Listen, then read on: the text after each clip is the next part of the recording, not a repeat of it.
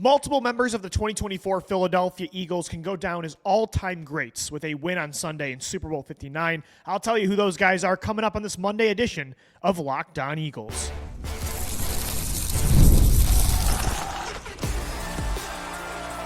You are Locked On Eagles, your daily Philadelphia Eagles podcast, part of the Locked On Podcast Network, your team every day.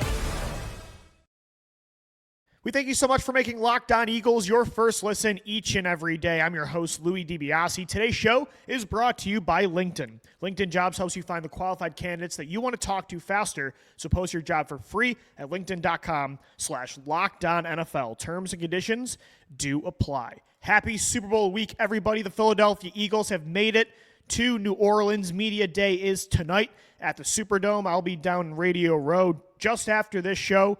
It is a crazy week of football talk. Eagles, Chiefs next Sunday, Super Bowl 59. The Eagles trying to get their second ring in the last 8 seasons, the third Super Bowl appearance that they have had since 2017. And there's a lot on the line in this game. Obviously, we know the Chiefs are trying to go for history, the first three-peat in NFL history, and the Eagles are the only thing in the way now of them achieving what nobody else in the history of this league could do. So we know on Kansas City's side what the stakes are. For Patrick Mahomes, he could become the greatest quarterback of all time. Like after a three-peat and 4 rings, there's a legitimate argument between him and Tom Brady. I'd still put Brady ahead, but there's a legit argument for Travis Kelce, for Andy Reid. Like there is a lot on the line for their legacy.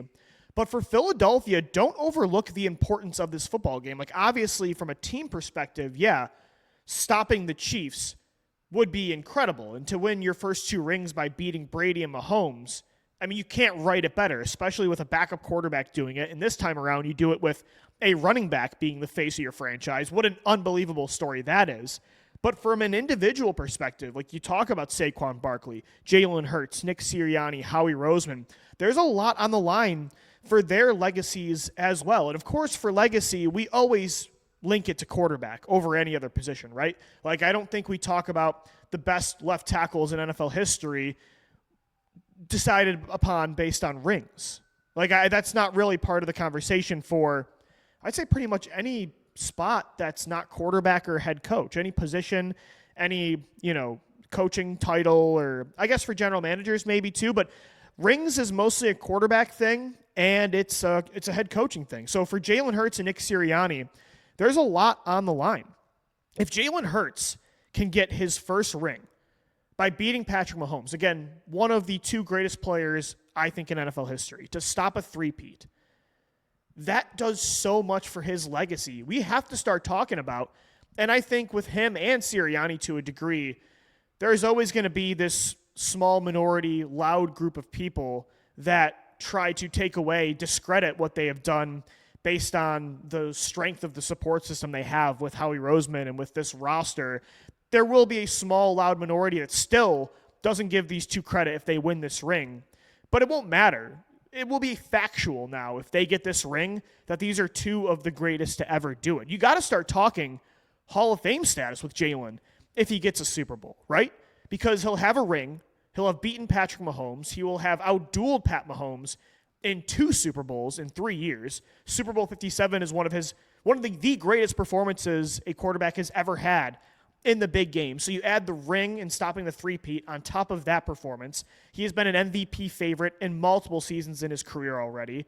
He's going to have he already has the single season rushing touchdown record for a quarterback. He'll break the all-time total one as well. He only needs 20 to break Cam Newton's record of 75. Jalen right now has 55.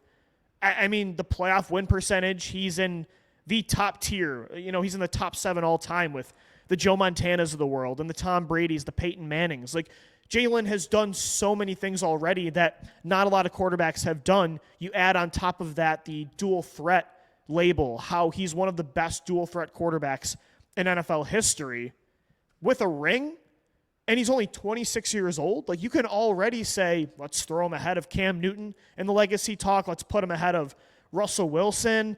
I think you can make the case over a Matthew Stafford. Then he starts getting close to like, all right, now we're in that Big Ben tier, that Eli Manning tier. Yeah, those guys have multiple rings, but when you look at the quantity and quality of Jalen's resume and his age, he'll be on pace to even pass those guys. Like, you can start talking about Jalen Hurts, the Hall of Fame quarterback. Jalen Hurts, the greatest quarterback in franchise history. And this might not be the last ring that Jalen gets. Again, this guy is it's incredible that he's been in the league for 5 years and did so much in college football, too, at 2 different schools. It feels like he's been around forever. And yet he still has 4 years to go until he's 30. So for Jalen Hurts, there's a lot on the line for his legacy. And all this talk about him being a system quarterback and, all of those narratives that have been tossed around this year, yeah, those will still be there, I think, after this year, even if they do win a ring. But it won't matter anymore. Like, there's been an honest debate, and you could go back and forth. I think both sides had good reasoning for their beliefs, and you could go either way for what is factual. If Jalen wins this game, it's over. You can keep trying the debate, but it'll be a fact that Jalen Hurts is no longer a system quarterback, and he already has proven that. But he's one of the greatest winners of all time, one of the greatest dual threat quarterbacks of all time, one of the greatest to ever do it. He just did it in a different way. And it's annoying that some people still don't give him that credit because people don't talk about Cam Newton in that light. Like, he's seen as one of the all-time greats, and Russell Wilson too, but they did it different. Like, they weren't these perfect pocket passers that were throwing with anticipation and had a 70+% completion percentage. Jalen actually has developed into a much more complete pocket passer than those guys. But Russell Wilson is seen as a future Hall of Famer, at least I think so. Cam Newton is seen as one of the greatest dual threat quarterbacks of all time, a former MVP, going to be in the Hall of Fame conversation. And yet there wasn't this polarizing back and forth with those two that there is with Jalen. And of course, I've been a part of that because for a while it was a reasonable argument, but I don't think it is anymore. And especially if he gets a ring and beats Mahomes, and it was the better player in the biggest game 2 of the last 3 years. Like, yeah, there still will be that conversation had, but they're going to be yelling at a brick wall because nobody else is going to engage at that point, right? It's just going to look stupid, and at this point, it's going to look like a reach, like you're just trying to get clicks. So for Jalen, there's a lot on the line. And as I said, same with Nick Sirianni. Again, there will be people that discredit him because he doesn't call plays, because of how good his roster is, and because of how good Howie Roseman is, and his coordinators, Vic Fangio and Kellen Moore, and of course his quarterback in Jalen Hurts. But this ring will definitely prove that wrong as well, that Nick Sirianni is some cheerleader. What he will have done in 4 seasons, only a couple guys have ever done, and you're going to start mentioning names like Vince Lombardi. So there's a lot on the line from a legacy perspective for, of course, always for the quarterback and the head coach in a Super Bowl. But not just those guys. Like, you look at Saquon Barkley. I mean, just give him a gold jacket, too, if he wins this game. This will go down, and it's already going to. It's going to go down as the best season for a running back ever, right? He only needs 30 more yards to break Terrell Davis's all-time record for most rushing yards in a regular season and a postseason combined. If he finishes that off with a Super Bowl ring, and not just that, but to be the face of a Super Bowl team at running back in 2024. I mean, talk about what that does for a legacy. He basically brought this position back to life in 2024. I guarantee you there's going to be teams that see what the Eagles did this year, and it's a copycat league. There's going to be teams that try to emulate what Philadelphia did this year, what Saquon Barkley did this year. He's going to get running backs paid. Yeah, they're not going to get $30 million a year. They're not going to get wide receiver money or edge rusher money, heck, even corner money. But it's not going to be this thrown to the side position anymore like it has been in years past. So talk about legacy. I mean, for Saquon, he's bringing back to life a position that was dead in the water. And if a running back in 2024 is the main reason that a three-peat was stopped, he stopped a three-peat that was really carried by what everybody sees as the 2 most important parts of a consistent contender, quarterback and head coach. If Saquon Barkley is like the reason they beat maybe the GOAT quarterback and the GOAT head coach, or at least top 2 for Andy Reid and Pat Mahomes, I mean, that's one of the greatest stories in NFL history. So for Saquon, of course, there's a lot on the line as well. And for Howie Roseman, too. I mean, I think this one's obvious, but talk about a legacy moment. If Howie Roseman can get 2 rings, like, the Eagles have been so consistent the last 8 years, but it's been with 2 completely different cores. If we're talking about a potential Eagles dynasty, it's really a one-man dynasty. It's the Howie Roseman dynasty. If Howie can get 2 rings in under a decade with 2 different quarterbacks, two different head coaches, with a backup beating Tom Brady, with a running back being a main reason you beat Pat Mahomes.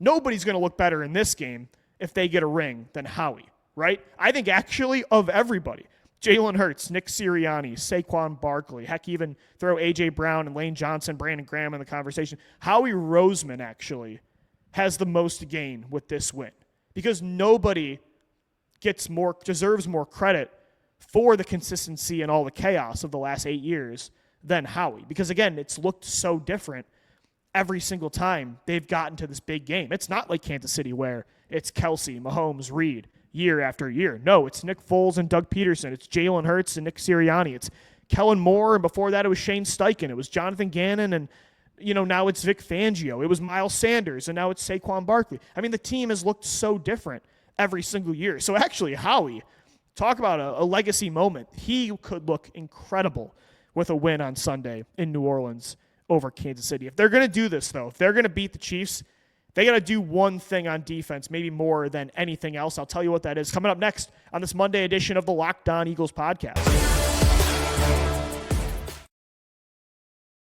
Episode of the Locked On Eagles podcast, we are brought to you by LinkedIn Jobs. As a small business owner, your work doesn't end when the clock hits 5. Your business is always on your mind, which means when it's time to hire, you need a partner that works just as hard as you do. That's where LinkedIn Jobs comes in. When you clock out, LinkedIn clocks in. LinkedIn makes it easy to post your job for free, share it with your network, and get qualified candidates all in just one place. So post your job. LinkedIn's new feature can help you write job descriptions and then quickly get your job in front of the right people with deep candidate insights. And here's a pro tip. Add the hashtag hiring frame to your profile picture to double your reach to qualified candidates. Post your job for free at linkedin.com/LockedOnNFL. That's linkedin.com/LockedOnNFL to post your job for free. Terms and conditions, of course, they do apply. Thanks as always for making Locked On Eagles your first listen each and every day. It's Super Bowl week. We have 6 days to go, 6 more sleeps until Super Bowl 59 between the Eagles and the Chiefs next Sunday at the Superdome. I'll be down at the Superdome tonight for Media Day. Can't wait to get down there, Radio Row, right after the show. A lot on the line for Philadelphia, trying to get their second ring in 8 years, trying to stop the three-peat from happening and get rid of the Kansas City Chiefs. Not once and for all, but at least stop the tyranny. And I think the whole world is cheering for Philly on Sunday, unless you're in Kansas City, Missouri. If they're going to do this, if they're going to pull this off, they have to stop Travis Kelce. Travis Kelce in Super Bowl 57, he killed you. 6 catches for 81 yards and a touchdown. He was so good in that second half. He was so clutch on third down in the red zone. Philadelphia had a really hard time with Travis. And, of course, that sounds obvious that you're not going to completely take out the greatest tight end of all time. But I remember Gino and I that entire week for 2 weeks talking about how to beat the Chiefs back in 2022, 2023. We said, hey, this team doesn't have Tyreek Hill anymore. It's Juju Smith-Schuster. It's who the heck else was that wide receiver at that point? Mecole Hardman. It was just a rotation of guys. Like, it was just a bunch of Jags, like just a guy. That's who the Chiefs were at wide receiver. But Travis Kelce was still in his prime, and you knew nobody else can beat you. Like, if Juju Smith-Schuster is the reason you lose, and I guess he kind of was with that penalty, but if you can live with that, right? You can live with someone that's not Travis Kelce beating you, but you know you can't let Kelce kill you. And it felt like everybody understood that except for Jonathan Gannon. Like, his plan was terrible. I mean, how often these soft zones with no middle of the field presence at all, and Travis is just doing what he always does. He's not even running a route. He's just finding the soft pocket of the zone and sitting there. And the Eagles were just passing him off to nobody. The zone communication was terrible. The eyes were just not towards 87. It felt like they were caught watching Mahomes a lot. And I get that, right? Mahomes holds on to the football. He makes plays outside of structure. You got to know where he is at all times. But you also got to know where Travis Kelce is at all times. And when they were in man coverage, like Marcus Epps is covering him, that touchdown that Kelce had, and you can see it in the graphic for our YouTube viewers, that touchdown in the right corner of the end zone in the second half, that was on Marcus Epps one-on-one. So Vic Fangio has to have a much better plan for Travis Kelce than Jonathan Gannon did. Again, 6 catches for 81 yards and a touchdown in that game, and especially in the second half, he was clutch. The Eagles, they've had trouble against two all-time greats at tight end in the Super Bowl. Rob Gronkowski in 2017, Travis Kelce in 2022. I trust Fangio's going to have a much better plan. What is it going to be?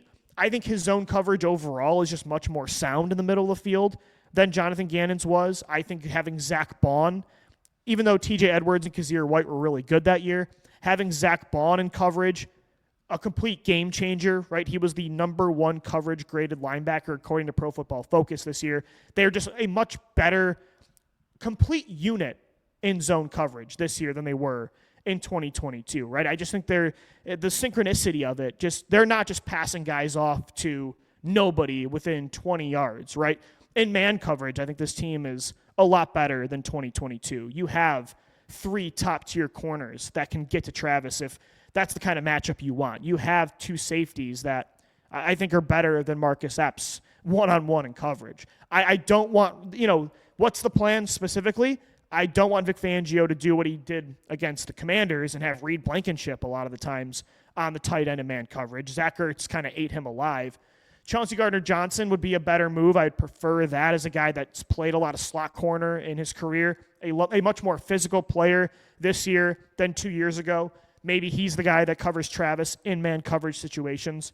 I don't know if there's one specific thing you do. I personally would love to see this. They're not going to do this, but you almost run like a box and one basketball zone where in zone coverage, you still almost have one guy just shadowing Kelce. Like, could you put Cooper DeJean on? Is he ready to cover Travis Kelce all game long? Like, I kind of like that idea. Do you say just F it?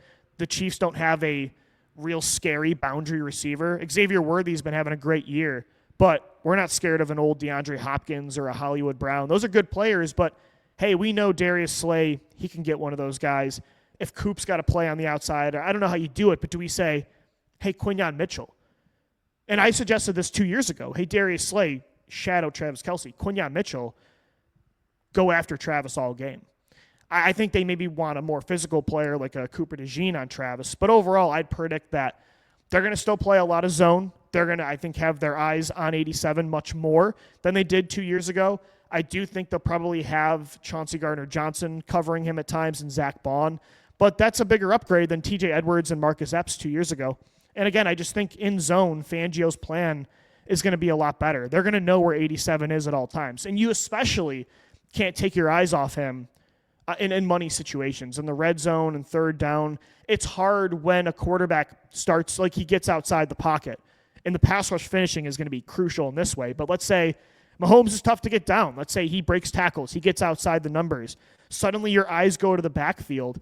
That's where Travis Kelce does his best work because then he just leaks over the middle. He finds the spot. Him and Mahomes just have this almost twin telepathy at this point, this chemistry where Mahomes is always looking for him in those moments where the play breaks down. Like, those are the moments when the play breaks down, go find number 87.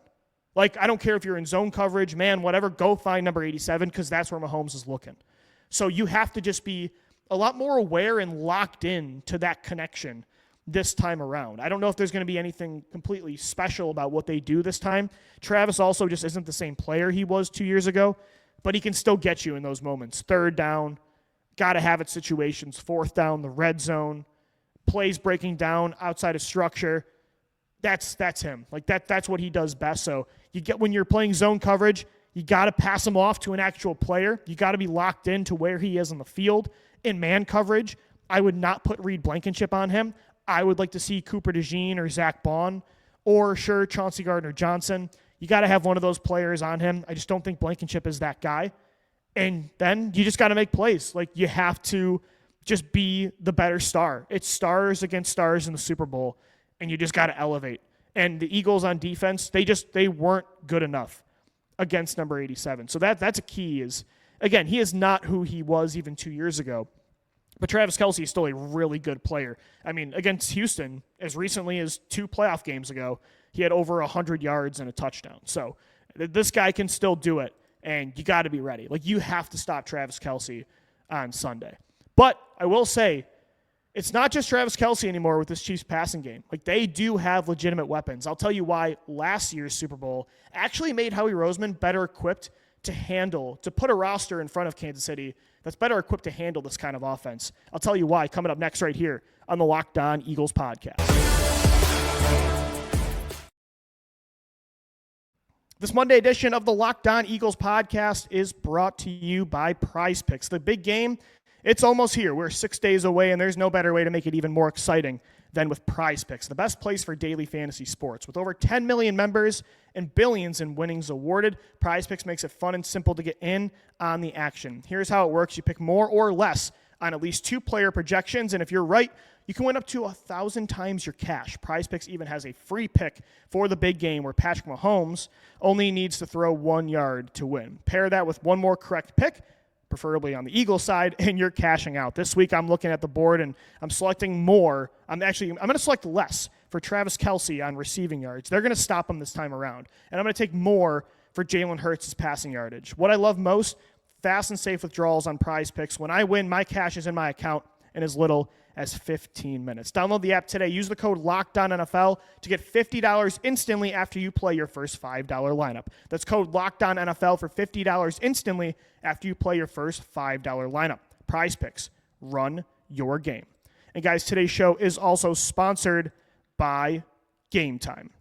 Sponsored by Gametime. Looking for tickets for your next big event, maybe last-minute tickets to the big game next week. Whether it's a concert, comedy show, a sports game, finding the right ticket at the right price can be a headache. But with Gametime Picks, it's never been easier. Let me tell you how it works. With Gametime Picks, the app does all the hard work for you. It curates the best deals so you don't have to waste time searching through endless ticket listings. I've been using Gametime Picks for a while now. It got me tickets to the NFC Championship. In 2 of the last 3 years, you can get a great view of your seat before you buy, so you know you're getting, on top of the great price, a great view. They also have their lowest price guarantee. So if you find a better deal somewhere else, they're going to refund you 110% of the difference. Ready to make your next event even better? Download the Gametime app, create an account, use the code LOCKEDONNFL. You're going to get $20 off your first purchase. Terms apply. Again, create the account, use the code LOCKEDONNFL for $20 off. Download Gametime today. Last minute tickets, lowest price, guaranteed.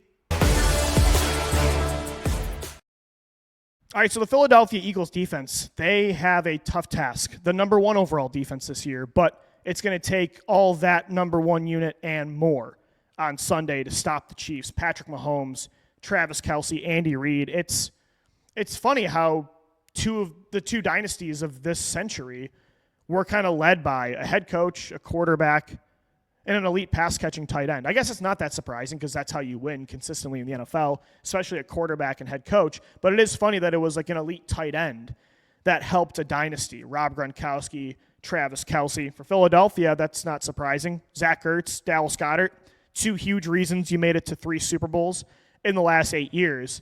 And that's the dynasty. It's a 3-man dynasty in Kansas City. Maybe 4. Got to give Chris Jones some credit, too. One of the most underrated defensive players, I think, ever. And the Eagles will have their work cut out with him on the interior. But I digress. Anyway, the Chiefs, again, it's been a 3-man dynasty. But this year, they're not last year's passing attack, where it's only because of Mahomes, Kelce, and Reid that they're moving the football through the air. It's not even 2 years ago where, they lost Tyreek Hill, and who do they have? Juju Smith-Schuster was their number 1 weapon. They just did not have Marquez Valdez-Scantling and Mecole Hardman. Watson was still there. It's just a rotation of guys. This time around, yeah, of course, it's still going to go through Mahomes, Reid, and Kelce. Those are the 3 guys you got to stop. You got to contain more than any. The big matchups are against Mahomes, Fangio versus Reid, Kelce versus the secondary and this linebacker core. However, look at their roster. They've got Hollywood Brown at receiver now. They've got Xavier Worthy.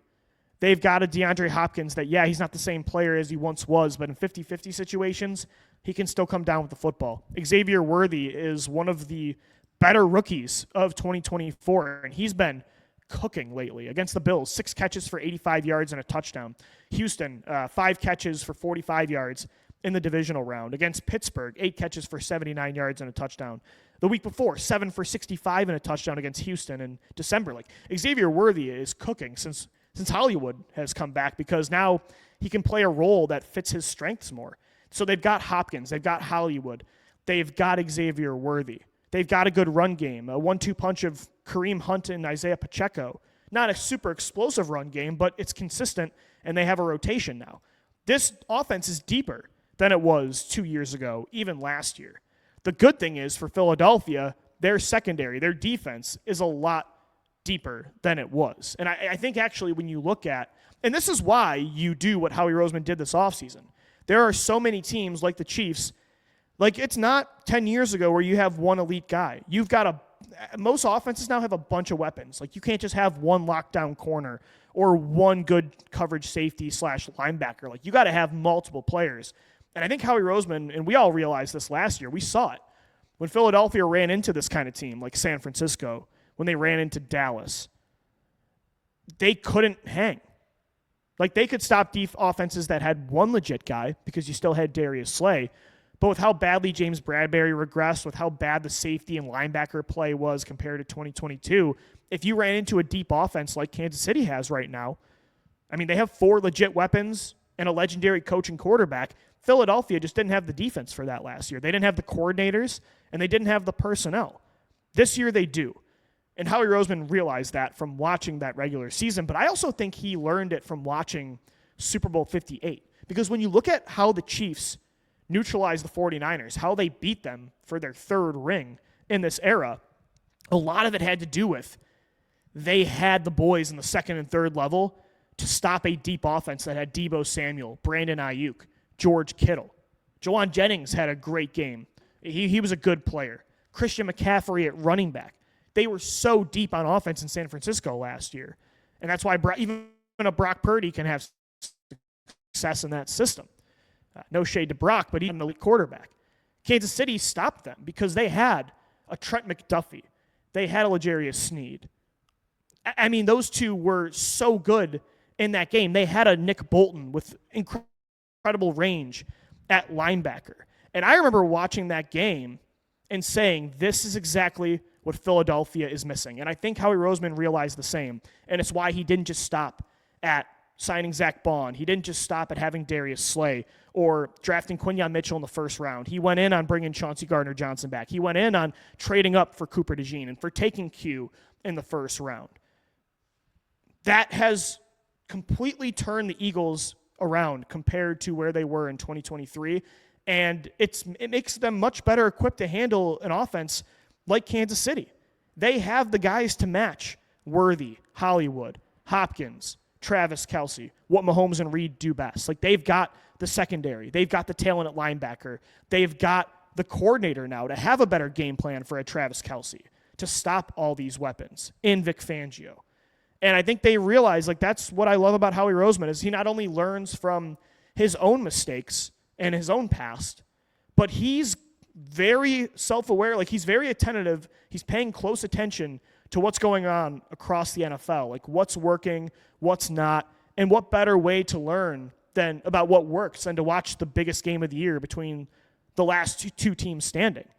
And I think that change in philosophy has allowed Philadelphia to be, this year, a huge reason for them being one of the last 2 teams standing.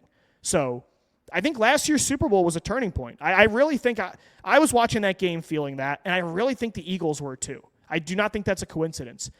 Trent McDuffie and L'Jarius Sneed got paid this offseason in Tennessee because of how good he was last year in the playoffs, where you just watch that first game against Miami in the wild card round. He's just shadowing him all game, press coverage at the line of scrimmage against the fastest player in the world, and he's locking him down. Like, Trent McDuffie had such a good game against Deebo Samuel and Brandon Ayuk. Like, they made play after play, especially when it mattered most in the second half. Like, they had the range at linebacker that, and so did San Francisco. So I think Howie watched the other side and watched what Fred Warner was doing and said, we are just not good enough on the 2nd and 3rd level. Yeah, the defensive line, the trenches are going to be what matters most always. That's how this team is always going to build first. But you can't put Band-Aids at corner, safety, linebacker. It's too important, especially against the Mahomes. Again, when a play breaks down, he's the best improv quarterback I've ever seen. You got to have the guys to run. You got to have the guys that can hang on for, it's really hard, but for 6, 7+ seconds on a play. And you just didn't have that 2 years ago. You definitely didn't have it last year. Now you have it. And it's why I'm confident that, yeah, are you going to stop Pat Mahomes all game long? No. But I think the Eagles defense is going to be able to do enough to win this game, especially with what the Eagles have on offense.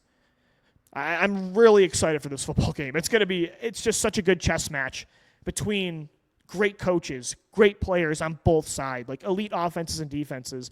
I don't get why people aren't excited for this Super Bowl. I know it's some of the same teams, and you're almost getting that Warriors-Cavs-like fatigue, but it's a great matchup to talk about. And we got 4 more shows for you this week on Locked On Eagles to continue to dive into the Super Bowl 59 matchup between the Birds and the Chiefs. I'm headed down to Radio Row, though, for now. Got more content for you on YouTube today, on X at DiBiase-LOE, and 4 more podcasts for you right here on Locked On Eagles. Thanks for making us your first listen each and every day. For now, though, I'm going to sign off for Lou DiBiase. Thanks, as always, for downloading, watching, and listening, and let's go Birds. Fly, Eagles, fly.